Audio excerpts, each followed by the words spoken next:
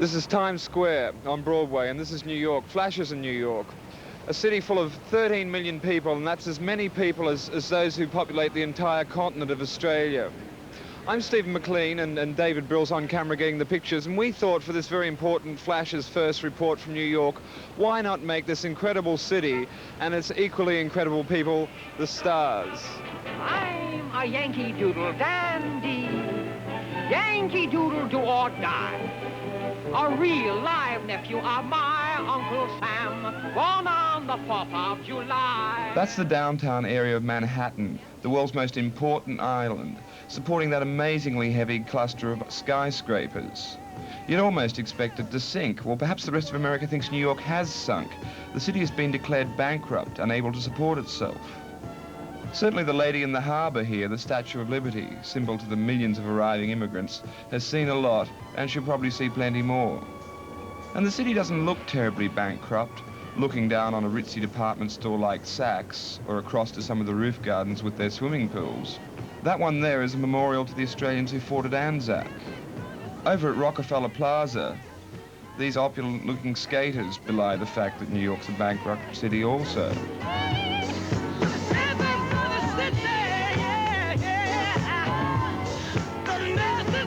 And when one looks at the quite new World Trade Center, one wonders just what bankrupt means. An incredible building, isn't it? And surrounding it are some of the most impressive Art Deco and kitsch buildings I've ever clapped eyes on.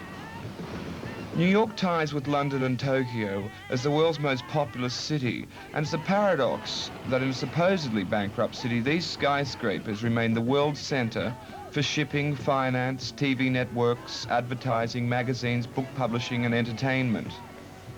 And New York has more Italians than there are in Venice, more Irish than there are in Dublin, and more Jews than in Jerusalem.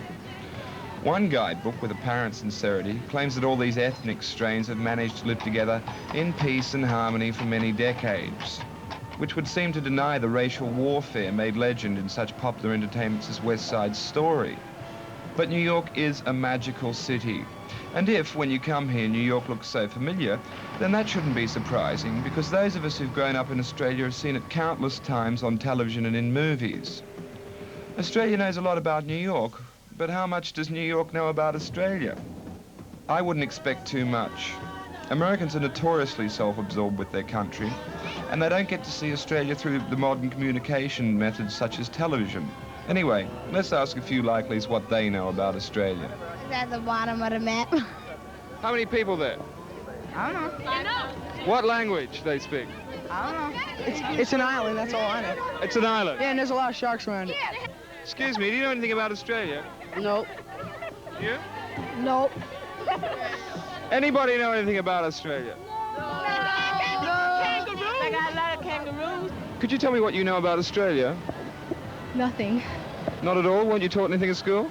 No, not about Australia, no. I don't know nothing about Australia. Do you know what language they speak there? No. Australian. Well, that's what New Yorkers seem to know about Australia, and there's only one word for it: horrifying. Till next week when we talk to Richard Neville here in New York, this is Stephen MacLean reporting and David Bill on camera, signing off.